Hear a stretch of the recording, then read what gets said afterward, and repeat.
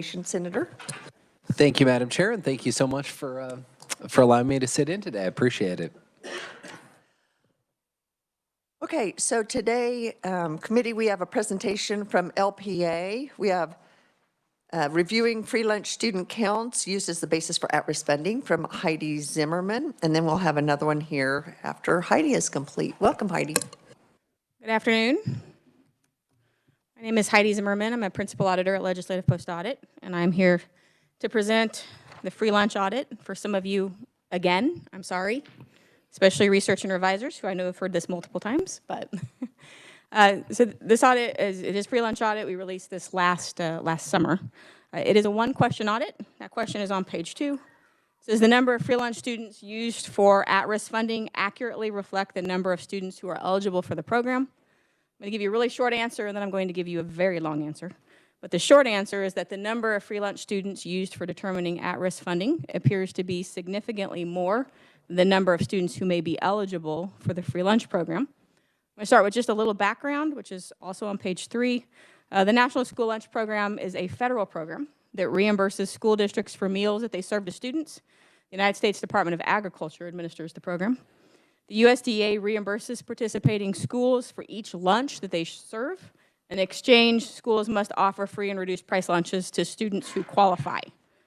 So students can receive a free lunch if they meet one of several criteria. So first, if the student participates in certain federal programs. So that includes programs like TANF, SNAP, and certain Medicaid benefits. If the student is a migrant, a runaway, in foster care, or experiencing homelessness, then all of those students also automatically qualify for a free lunch. The student attends a school that participates in the community eligibility provision of the National School Lunch Program.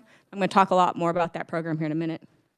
And then if the student's parent or guardian submits an application reporting total household income is at or less than 130% of the federal poverty line for its size, then that student is also eligible. Students receive a reduced price lunch if the student's total household income is between 130% and 185% of the federal poverty line. But this audit, though, will focus just on free lunch. So in Kansas, the free lunch count is connected to at-risk funding. So the state provides at-risk funding to school districts. The funding is largely allocated based on the number of students in the district who are eligible for a free lunch. State statute and Department of Education rules require students who are eligible for a free lunch to also meet a few additional criteria to be counted for at-risk funding, and that criteria is listed at the top of page 5. Next, I'm going to talk a little bit about the various processes by which students qualify for free lunch. So first, students who meet certain criteria are automatically eligible to receive a free lunch. Generally, these students are not required to submit a National School Lunch Program application to receive the benefit. Instead, state agencies and school districts use a process called direct certification to determine which students are automatically eligible to receive free lunch. In Kansas, several groups are directly certified in multiple ways. The Department for Children and Families compiles a list of students who receive federal benefits, including SNAP, TANF, and Medicaid, and students who are in foster care. Then DCF reports those students in a system that KSDE operates. Then school districts access this system, and they can see which students should automatically receive a free lunch. So with the exception of students in foster care, if at least one student in the household is on that list, then free lunch is extended to all the students in the household. Additionally, school district officials verify that other groups of students are automatically eligible. This includes students experiencing homelessness, runaways, and migrant students. If the district determines the student meets one of those the criteria for one of those designations, the student is automatically eligible to receive a free lunch. Students who meet these criteria can receive free lunches for the whole school year, plus 30 food operating days into the next school year. 30 food operating days is about 6 weeks into the next school year. So students who are directly certified for free lunches are counted in the at-risk funding count. Students who are on the 30-day carryover period on September 20th are counted in the at-risk funding count, even if they do not qualify after that period ends. So the percentage of free lunch students who are directly certified has increased significantly from 46% in the 2021 school year to 79% in the 2024 school year. For students who are not directly certified, a parent or guardian can submit a national school lunch program application to the school to determine eligibility for a free lunch. School district officials use the household income information on that application to determine whether the student is eligible. USDEA rules require the district to consider only the information on the application when making that determination. In the 23-24 school year, an estimated 16% of students who qualified for a free lunch did so by submitting an application. And then there's one additional way students can qualify for a free lunch. The community eligibility provision allows eligible schools to provide free lunches to all enrolled students. So to be eligible for community eligibility, the school must have at least 25% of its students eligible for free lunches through direct certification in the previous year. The schools that participate in community eligibility provide all of their students with a free lunch, and that includes students who would otherwise not qualify. Students are not required to submit an application to receive this benefit. KSDE asks students who attend community eligible schools but who are not directly certified to complete a household economic survey to determine at-risk funding counts. This is because the department only counts students whose household income is 130% or less of the federal poverty line in the at-risk count. So KSDE uses that household economic survey to identify which students meet that criteria. The Appendix C, which is on page 27, provides an example of that survey. This is a much smaller group of students. Only about 4% of free lunch qualified students submitted a household economic survey. So next I'm going to talk about the verification work that we did. So we reviewed information for 769 randomly selected students who qualified for a free lunch in the 24 school year. The students in our sample were a mix of students whose households provided a national school lunch application or a household economic survey, and students who were directly certified. We requested documentation for each student from the student's school district. A random sample of students included 122 students across 55 districts who qualified for free lunch because they submitted an application. So this sample is large enough to be statistically valid for projecting the results. We used information from that application to find income tax information for that household from the Kansas Department of Revenue. When we could not find tax information, we looked for quarterly wage information from the Kansas Department of Labor. And we reviewed the income information that we could find and determined if the household met the free lunch income requirements for that household. We reviewed 122 applications, but we could not find any income information for 14 applicants. In some cases, the application did not provide enough information to us to locate those individuals in Revenue or Labor's system. So for example, if the applicant didn't provide a Social Security number, that made it difficult for us to locate them.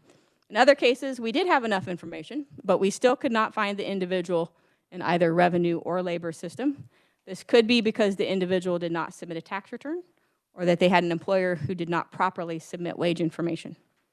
The figure on page 11 shows the results of the income verification work for those 108 individuals that we could find. As you can see in that figure, 68 applications did not appear to meet the income eligibility for free lunch. So this means the financial information that we could find exceeded the income threshold for the size of the applicant's household. So 45 of the ineligible applicants had incomes that were at least 50% over the income threshold. For about half of those applicants, they had incomes greater than $100,000 in the year that their student received free lunch. And 2 applicants had incomes greater than $200,000. We projected the results from this sample to the whole population of students who qualified for a free lunch by submitting an application. We estimate that between 54% to 72% of all applicants were likely ineligible for a free lunch. That's about 18,000 to about 25,000 students. This work represents a 95% confidence interval. So that means there is a 95% likelihood that the ineligibility percentage for all applications is within that range. I'd like to note here, though, that we've done this same audit before. We used a slightly different method in the previous audit, but at that time we estimated about 23,000 students weren't eligible. So we have consistent results across 2 audits with 2 slightly different methods. Nevertheless, there are a few really important caveats on this work. So first of all, the application is a snapshot in time, while income tax returns and wage information include earnings for the entire year. So this means it is possible that a student was eligible for a free lunch at the time the application was filed, even if the household's total income for that year exceeded the threshold. Second, the ineligibility percentage is not the same as a fraud rate. So fraud requires willful deception. And although some applicants might knowingly falsify their information, it's also likely that some genuine human error occurs too. And basic human error is typically not considered fraud. And third, our estimate only applies to students who were qualified by income, which is only 16% of the total free lunch population. We also looked at those household economic surveys. Out of our random sample of students, 32 submitted a household economic survey in the 24 school year. We tried to verify those in the same way that we verified national school lunch applications. However, we were only able to verify about half of them. So for 16 of the 32 surveys, we could not find any tax or wage earnings from revenue or labor. But out of the 16 surveys we could evaluate, 9 did not appear eligible for free lunches. Keep in mind, though, that students who attend community-eligible schools will receive a free lunch no matter what. So when we say that they are not eligible, we mean they are not eligible by income, which just means they wouldn't be eligible to be counted in the at-risk funding count, although they will still receive a free lunch. We could not find income information for enough of these students to project the results to the whole population. Nevertheless, these results do raise some concerns. For students who were directly certified, we could not verify whether they were accurately determined to be eligible. These students do not submit an application, so they do not provide income information to the school district. Instead, eligibility for most of these students is determined by information they provide to DCF and KDHE when they apply for benefits such as SNAP or Medicaid. Due to time and data constraints, we could not determine whether those agencies accurately assess eligibility for TANF, SNAP, and Medicaid. Further, some directly certified students are determined by their school district, and we could not evaluate whether all the districts made these determinations correctly. So what this means is that the high percentage of automatically eligible students, remember it's almost 80%, means the overall accuracy of the free lunch count is difficult to assess. This is because decision-making related to free lunch eligibility is dispersed among multiple state agencies and 285 school districts.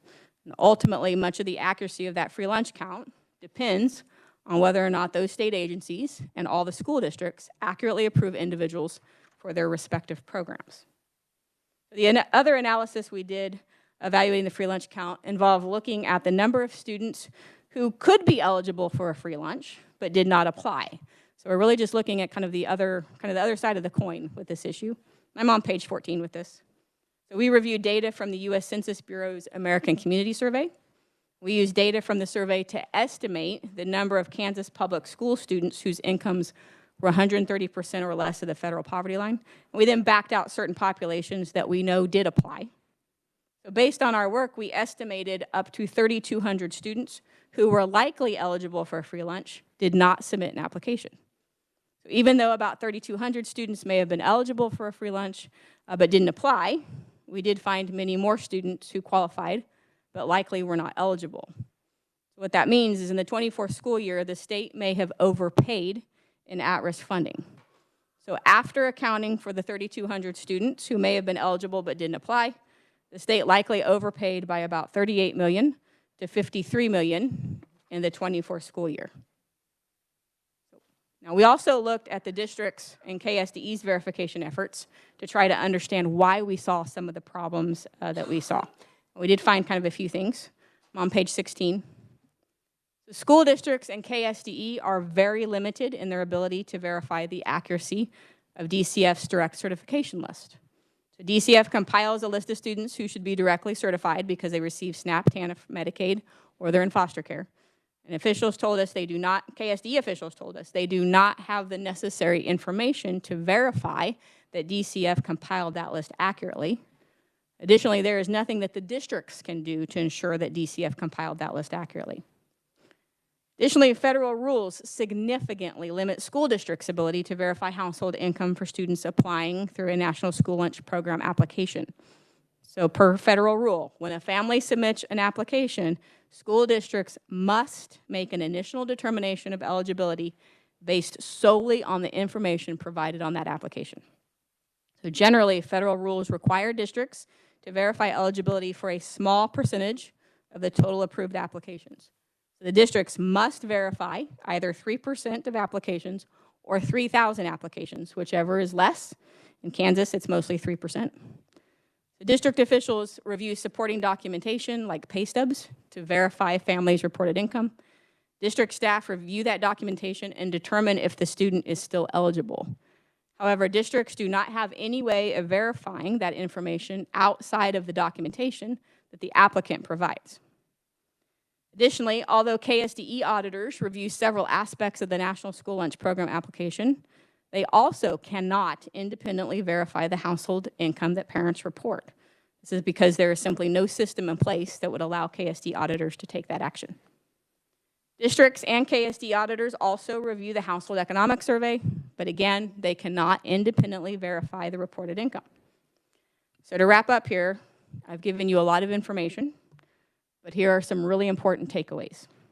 So first of all, much of the accuracy of the free lunch count is based on whether agencies like KDHE and DCF accurately make eligibility decisions.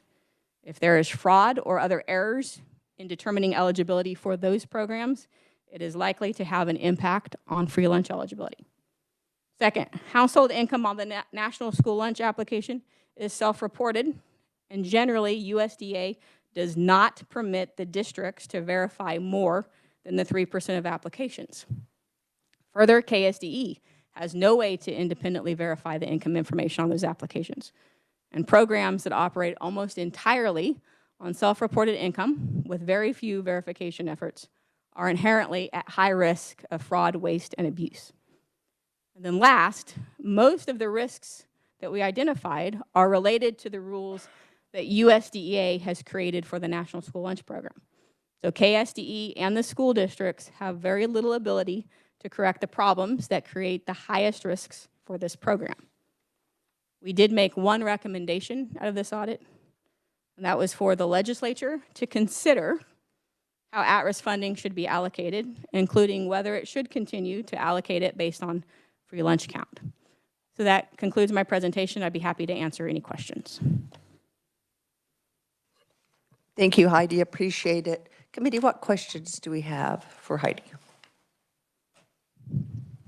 Senator Petty, then Senator Shane.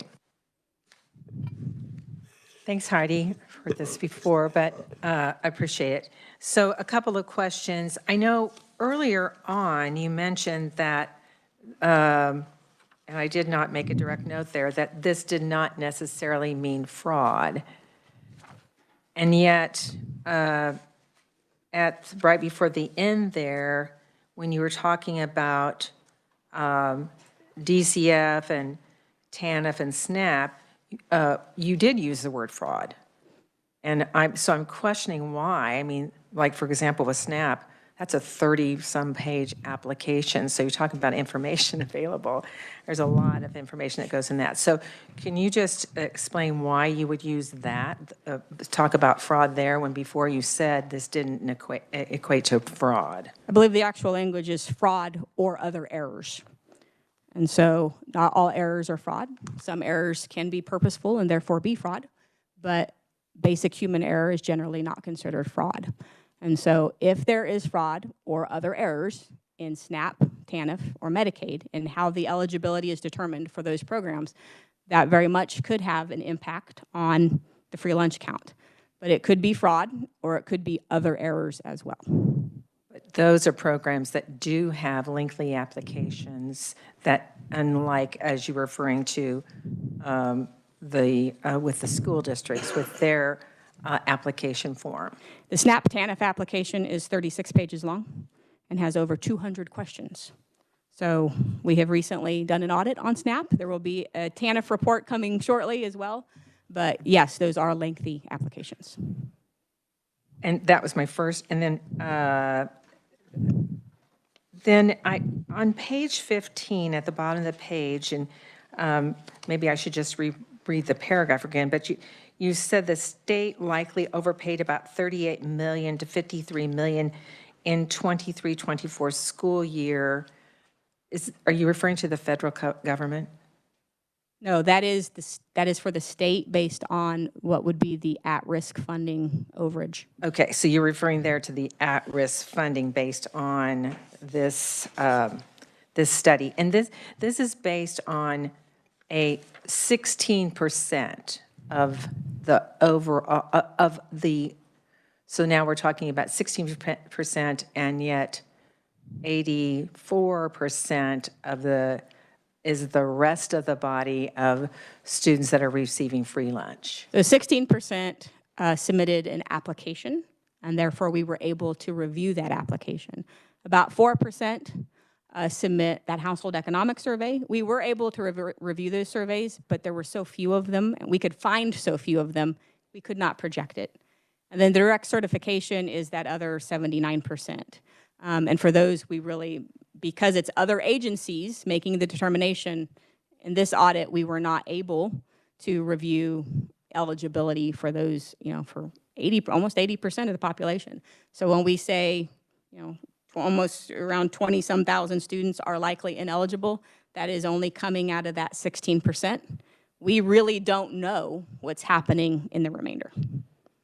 Right, even though a lot of, well, we've got them being SNAP, TANF, Medicaid, yeah. And being homeless, being migrant. And my last question about the direct certification list. So so we've got direct certification list, we got direct certification schools. Is that correct? We have a direct certification list that the schools can access and do access to determine which students are automatically eligible for free lunch. Community eligibility is related to direct certification, though. Okay, thank you. Senator Shane. Thank you, Madam Chair, and I apologize for my voice. It appears I've lost it, but anyway, I've lost it in other ways too. But so when a school, and community eligibility provisions, I believe, can apply building level and district level, and the schools can sort that out. When that occurs, how do we account from that for an at-risk weighting perspective, since all of the students then are going to receive a free lunch? Or is then 100% of the student population counted for the at-risk weighting, or what does that functionally look like? For those schools that have that community eligibility provision, first of all those kids get a free lunch no matter what. But for at-risk funding purposes, those are the students who have to turn in that household economic survey.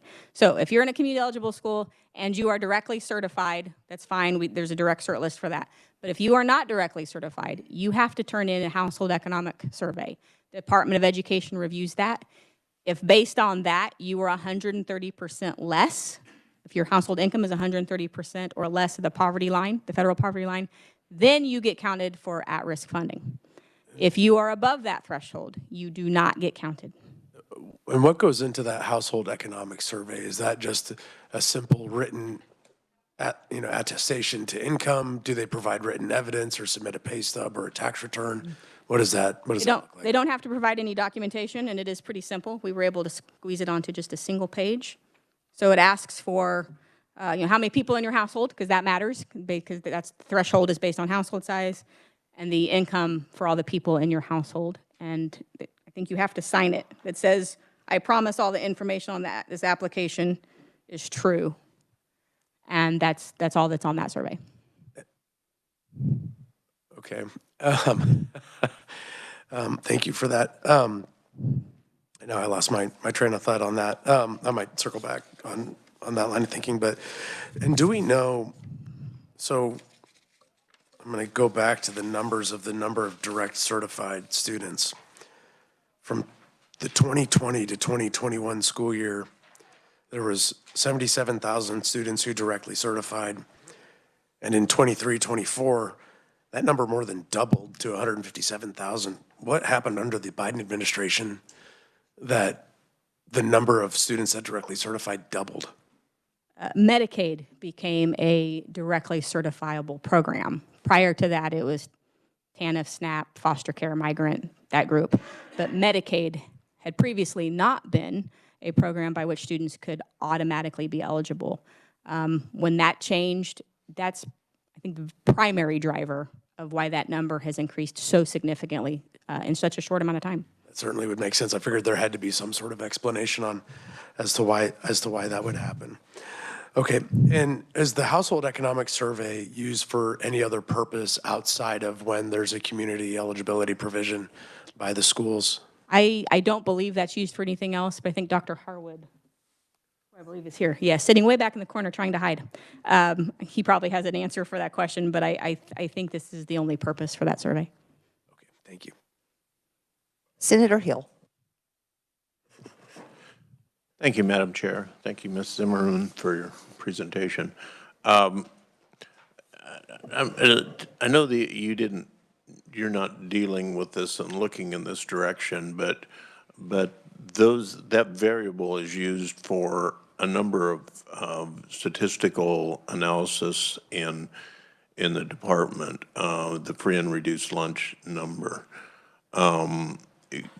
What degree of confidence can we have in that number that it actually reflects those that are living in poverty? Did you establish any kind of a coefficient on that, or? Well, the 16% that submit an application, that was our verification work. So we said for that 16%, that number is probably inflated because we see a lot of ineligibility based on the work we did.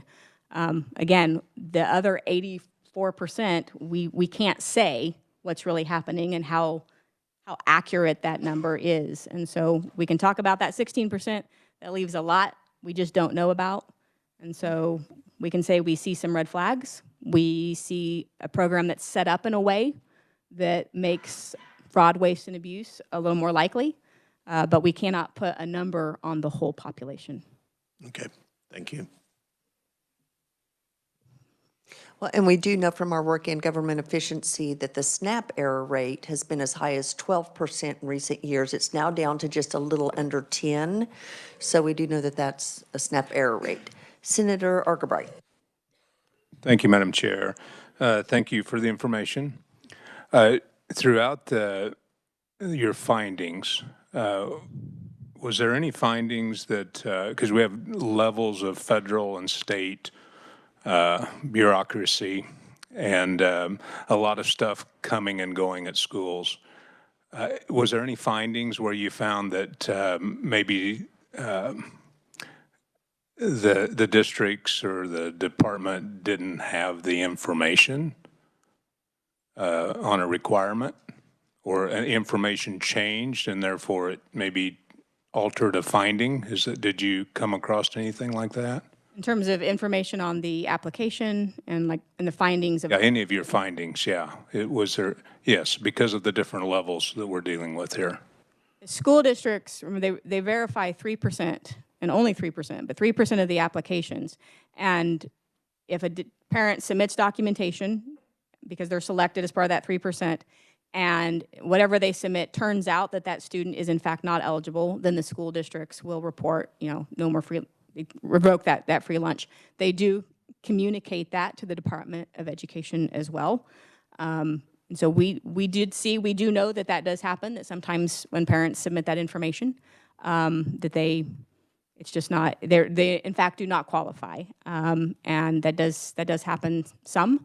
Department of Education does some work with that application as well. They basically check the district's math and do some other things to make sure those applications are, they check to make sure that it was, by September 20th, the at-risk funding count is September 20, so they make sure that that application was done by September 20. They check a few other things as well. And from time to time, they do find mistakes there, and they make corrections as well.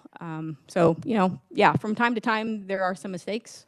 Not really mistakes, I guess the parent just put something down on the application that maybe wasn't quite accurate, and that gets fixed. Sometimes a school district just makes an honest error in math, and those get fixed as well. Okay. Yeah, I guess I was targeting more, with the previous question that the changes that come about at the federal level, whether it's a new president or whatever the regulations and requirements are, all those, was there any findings that you found that maybe the department didn't even know about the information that you were looking for? No, in the year that we looked at, there really hadn't been any changes to the free lunch program. So community eligibility, that's been a little bit fluid in terms of what schools can apply. That threshold has come down a little bit over the years. But there haven't been, at least the year we looked at, there were not any significant changes to the program. So I don't think that was probably an issue. Okay. I have a couple more questions. Okay. In the conclusion, this might not be an accurate measurement of what we're using.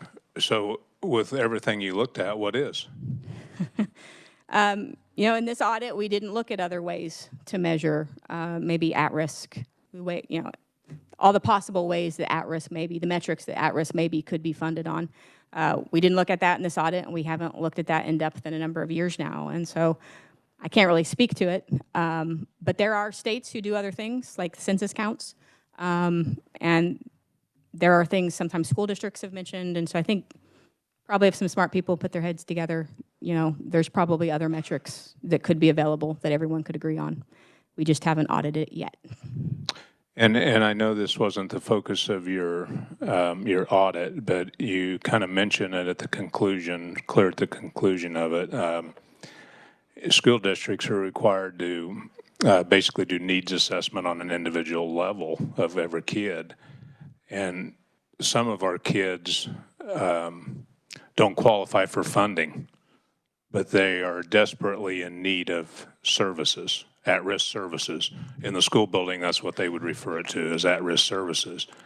And it would be nice to probably see those numbers, because they have them. They might get mad to ask if they heard me saying this, but they have that information. And it's not just kids that qualify for funding that are getting services that they really need. So you mentioned it kind of at the end, and I read a little more into that, but I think that's worth noting. You are correct. There is a disconnect between at-risk, kind of the metric free lunch is the metric we use to fund, but in terms of who gets the services, that's up to the school district to decide who needs that service. And so there is a disconnect between those two things.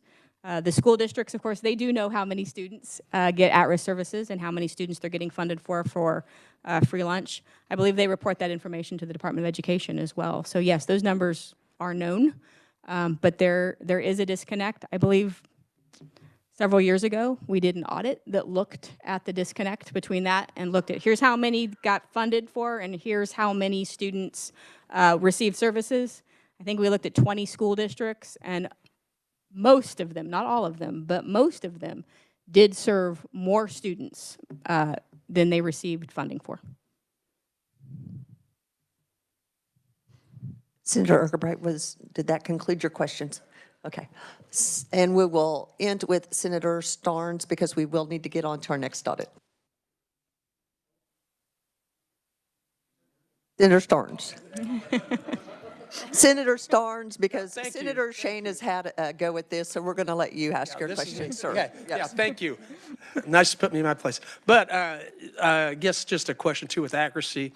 I know school districts that have students that run debt, the food service debt that continues to be included in. They may ask them to complete a free and reduced lunch so that they can then get the services that they need based upon that debt service that is continuing with food service.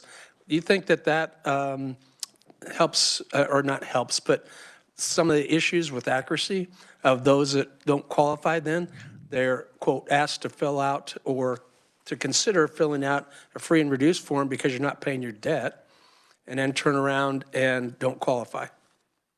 It shouldn't affect the accuracy in terms of what we found. If you filled out an application and we found that you were eligible, you were eligible. If we found that you weren't, you weren't. The timing when exactly you filled out that application, whether that was at the beginning of the year or because someone asked you to later, would be kind of irrelevant to the result we found.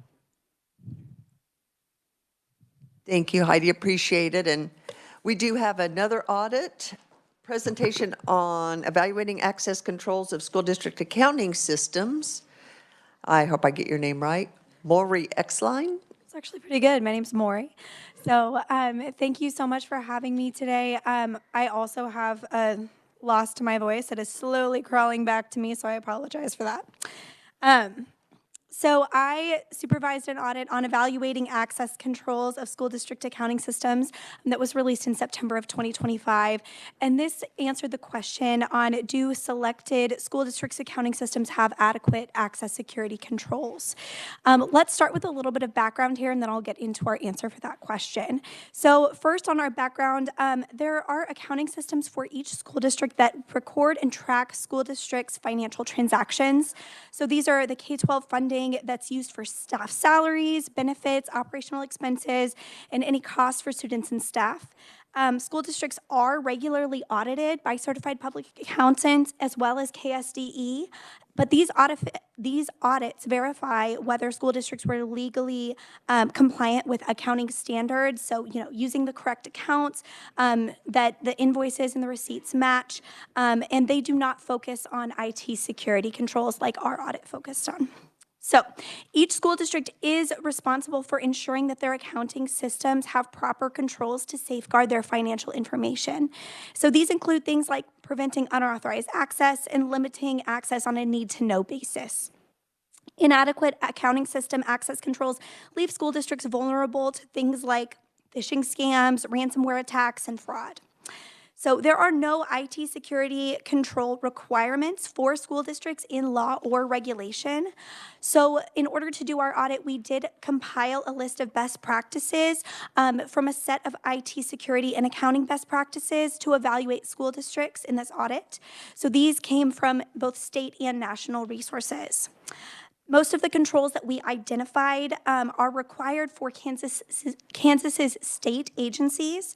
And while these controls are not required for school districts, we do think that they are a reasonable set of IT security requirements that can be put forth for school districts as well. So we identified 12 controls through our review of best practices that we felt were particularly relevant to providing a baseline of accounting system access control, and these fell into three main categories. So that first category is account management. So these are controls that protect against unauthorized account acts or creation and modification. So this just ensures that only authorized users have accounts within the system. Our second category was identity management, and these are controls that protect against unauthorized users. So this is just making sure that only the people that actually have the accounts, authorized users, can actually access those. So passwords, multi-factor authentication, things like that. So finally, user limits controls is our last category, and these are controls that reduce the risk that users have more access than necessary. So think segregation of duties, kinds of things. So in order to do this review, we judgmentally selected 20 school districts. And if you look at page 7, figure 1 shows kind of the types of school districts that we looked at. We chose our selection based on district size, kind of location within the state, and also, urban, rural, things like that, just to try to get a really good representation of the different school districts within the state. So we evaluated two different things. So we evaluated whether school districts had adequate written policies to address school districts that we select, or the controls that we selected. And then we also checked to see whether districts implemented controls in practice. So I'm going to talk a little bit about our outcomes here. So let's talk about the overall outcomes first, and then I'll get into each of those categories. So overall, none of the 20 districts that we reviewed had adequate IT security controls for their accounting systems in all three categories that we reviewed. So if you'll look at figure 2 on page 9, it summarizes the selected districts' overall compliance with those three categories. And as you can see, None of the school districts had all three in place, but there were several school districts that had accounting controls in place in some of these categories, and we'll get into those. So let's talk first about account management. So these controls help regulate account access to district's accounting system. So this is the people that have access to the accounting systems should have access. So only one district had adequate practices for all three of the controls that we evaluated in this category. The remaining 19 districts did not have adequate practices in one or more of the three controls that we looked at in this category. So you can look at Figure 3, and this shows each of the controls that we looked at in this category. So for many school districts, we could see that there was an account manager specifically designated within the system to be the one that is in charge of creating, modifying access, and that person is the only one that's able to do that. Few districts, however, formally document their change requests. So this is something like having a specific form that says, hey, this person needs their account created, or this person needs their account to be closed when they leave the school district. And then only one school district had adequate practices to make changes in a documented and timely manner. So we were looking for some kind of form that said, hey, this person needs to have, say, they have left the school district, their account needs to be closed, and it needs to be closed, by the end of the day or by the end of the week. So we were looking for something like that, and only one school district did have that in place. So inadequate account management controls may result in staff gaining or keeping unauthorized access to the accounting system. And this leaves districts vulnerable to bad actors and the potential for improper account creation or access. Let's move on to the second category. So I'm on page 12 here, and this is identity management. So these controls help protect against unauthorized use of accounts. So if you look at Figure 4, it shows a summary of our results for each of the controls that we looked at in this category. And you can see how each district did in this category. So only 4 of the school districts that we reviewed had adequate practices for all 4 identity management controls that we reviewed. The remaining 16 districts lacked adequate practices in one or more of these areas, but it is worth noting that most school districts did have at least 3 of the controls that we reviewed in this area. So most school districts had adequate practices related to unique user IDs. Everybody has their own sign-in. Passwords, making sure that, people had, there's some kind of regulation around passwords here. And then also login attempts, making sure that people are locked out if they have tried to log in several times unsuccessfully. But less than half of the school districts required multi-factor authentication. So this is something that sends a push notification to your phone or to your email to make sure that the person that's trying to sign in is in fact the person that should be signing into this account. So it's important that all 4 controls in this category be in place because identity management controls are really supposed to overlap so that if one fails, another one is there to make sure that the correct person is still signing in. So, Maureen, just so you know, we do have to be on the floor at 2:30, so Yeah, 5 more minutes to present and then 5 minutes for questions. So I'm sorry to rush. No worries at all. Thank you. So hackers gaining access to the system can do things like lock down accounts and demand a ransom or otherwise gain access to funds within the accounting system. So let's move into that last category, and this is user limits, and this is on page 14. So these user limits controls help ensure that the level of access within the accounting system corresponds to the needs of the job. So Figure 5 shows all 5 of the controls that we looked at in this category, and you can see that the school districts did a lot better in this category. So 11 of the 20 districts had adequate practices for all 5 of the controls in this area. The other 9 districts lacked 1 or more of the expected controls, but most districts did have 4 of the 5 controls that we expected to see. So all 20 districts had that list of authorized users. They knew what level of access each person had, and nearly all districts had adequate practices related to requiring additional approval for high dollar purchases, and then also assigning user access levels based on somebody's job description, and then also ensuring that authorized personnel could modify data. So say payroll data can only be modified by people who are in payroll. Some districts did not have adequate segregation of duties practices. This happened a lot of times in those smaller districts where there's really limited staff. But we still did expect to see that one person did not have unmonitored access to an account. So we wanted to make sure that at least another person was able to see all actions that were taking place in an account, so that somebody couldn't just do things unmonitored without somebody else knowing. And that's what we didn't see in a few districts. So user limit controls do help to prevent and detect fraud. Few users with broad access also increases the risk of collusion, where multiple staff members may agree to manipulate financial records. So let's talk a little bit about the policies, the written policies. So that was the other area that we looked at in this audit. And very few of the districts had adequate written policies related to their access controls. You can see our results on that in Figure 6 on page 17. We do think that this is important because formal written policies ensure that staff expectations are clear. It also ensures that if you are changing staff members or if you are changing vendors, that those expectations remain clear and consistent over time. So we did make 2 recommendations for this audit, first to KSDE, and the second was to the school districts. So for KSDE to put together some templates and resources for school districts in these areas, and then for those school districts to implement practices in this area as well. Both KSDE and the school districts agreed to implement these recommendations, and that is all I have for you. Thank you, and boy, thank you for going through that quickly. Well, of course. So there's a lot there, committee. What questions do we have? Maury. Senator Archibald. Thank you, Madam Chair. I just give some more time to digest all this, but I think this will be helpful.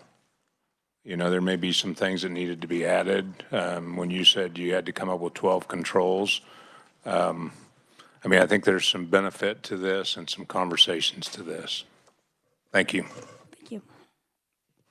Yeah, it is encouraging to hear that the department and the district are working together to address some of this. So that is good to hear, and will probably take a little time. So, any other questions for Maury? Well, thank you both to our legislative post-audit team. Thank you for being here and presenting. So, committee, we do have 5 minutes. Let's try to finish Senate Bill 339, which is the recess bill. Let's see if we can get that kicked out. If not, we'll keep at it. We'll keep going. So, Senator Shane. Thank you, Madam Chair. Revisor Lawrence, could you bring the amendment for prohibition of taking recess and physical activity?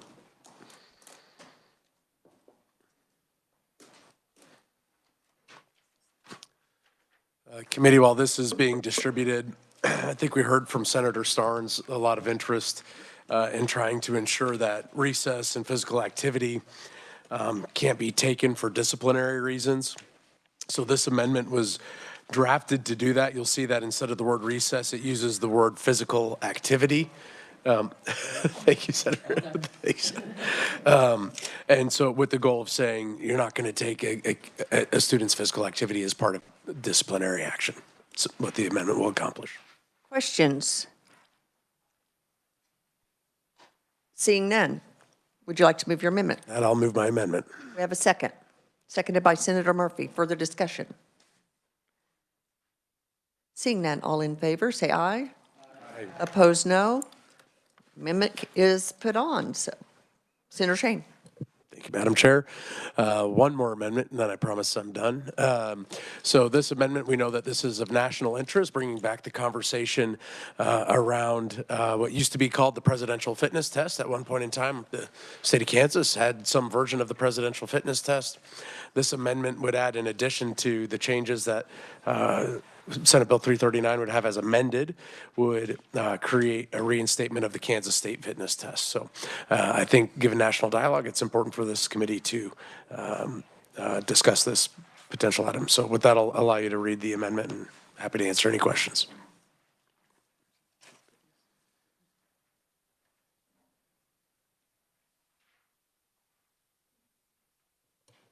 While you're reading, that just brings back nightmares of having to hang from that bar till my arms were shaking. Remember that? I could do everything else, but oh boy, that upper body test was a little bit difficult. So I'll give you guys a chance to read it. Are there questions, Senator Gossage? I thought I read or heard that the federal government is bringing back that test through I'm not sure if they're calling it the same thing, but I believe it is, the presidential physical fitness. I probably kept my little certificate for a very long time, and I looked over and saw Senator Corson and I were both doing this at the same time. That rope, trying to get up there, at the top and not be afraid. So if the federal government is already doing it, is this something the state should be doing? I'm just asking. Senator Shane. I think my position is that it would still be the state's responsibility on education to set forth the academic and educational requirements for the state. So they might set the presidential fitness test and standard as something that could be followed, but they certainly, I would say, couldn't require a state to participate. That would be up to us to participate. Senator Petty, then Senator Rose.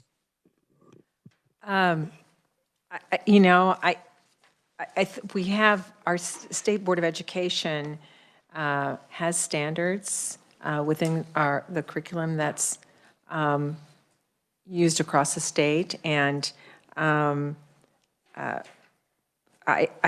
think that this is, I think this is an overreach for what is the responsibility of the State Board of Education, and it does then, when it says each school district shall annually administer the Kansas State Fitness Test to each child enrolled in grades 1 through 12. I think that moving ahead with this means, do we actually know what are the standards right now that are in place? We have two former superintendents here. Maybe they can respond to that, or Frank's here, he might be able to respond to that, but I don't see that this actually, it again is basing something only on a test, and a one-time test is not always an accurate reflection of the physical ability, state of our children, besides the fact that we aren't addressing in any way our whole issue, which is the biggest issue, is called obesity. And how we go about that. So I object to this being added. I just think that it's the State Board of Education has standards in place, and we should be looking at those first before we do something else. Senator Rose. Thank you, Chair. Similar question, probably for the reviser. Does state statute already define what presidential physical fitness test is, or should we define that? Tamara.